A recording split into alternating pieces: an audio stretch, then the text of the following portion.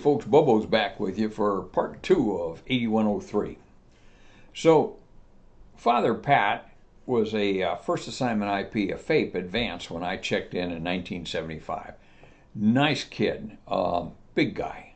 I think he came out of the Air Force Academy. Matter of fact, I'm pretty sure of it. But I call him Father Pat because he was Irish and he looked just like a Catholic priest.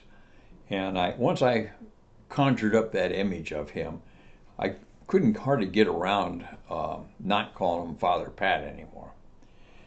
Anyway, when I was a flight commander, Patrick, being in check section, would have to come down and monitor my flight brief to make sure that they met the quality that was expected.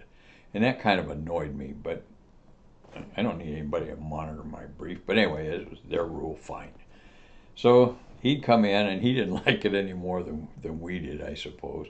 He'd come in, he'd be at the back of the room, leaning on the desk, mentally. I don't know where he was mentally. I wouldn't have been there. But anyway, checking off the boxes. Did he say this? Yep. Did he say that? Yep. Okay, fine. So one morning, and I don't know why, it was early, it was dark 30, and we go through the brief, and everybody's happy with it, and Pat's sitting there, he looked pretty happy with it. So we get done, and I look up and I said, "Now, Father Pat," I said, "would you like to lead us in prayer this morning?" He thought about what I asked, and then he started laughing.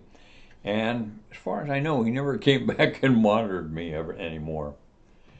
But be that as it may, now we'll turn ahead a little bit to that accident at Randolph.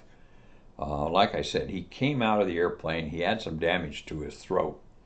And it was such that he couldn't speak in a normal voice. But if you heard him on the radio, you would not know he had any issues with speech at all. I don't know what the process is. I didn't research it. But just suffice to say, you could hear him clear as a bell on the radio. But the Air Force decided that, no, we probably can't use him as a pilot anymore because, he had that chin strap fracture his larynx. So they grounded him. They were going to put him in some kind of a rated supplement job or whatever.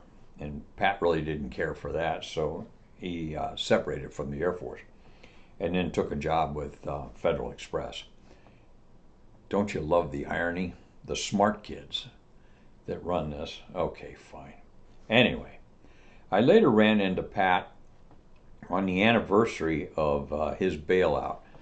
I don't know, I've lost touch with him, but I do know on a couple occasions I caught up with him over at Life Support for the base on the anniversary of his ejection. He would come into San Antonio over to Randolph on that anniversary and buy a keg of beer for the guys that worked in life support. Now that to me is truly a man of honor. I mean, and respect.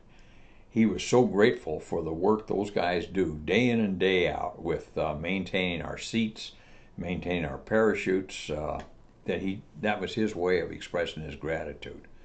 And like I said, I attended probably 2, 3, maybe 4 of those anniversary bashes. And I just had a tremendous amount of respect. I'm glad he survived the ejection. I'm glad that he survived the ensuing bailout and whatnot. And I've always admired him for his commitment to recognize and honor the men and women that take care of us. And that's what it's all about. So I'm very happy to share this story with you because it means a great deal to me. It's a model for all of us. So with that, good to see everybody this afternoon. This is Bobo, Base Gear. Stop.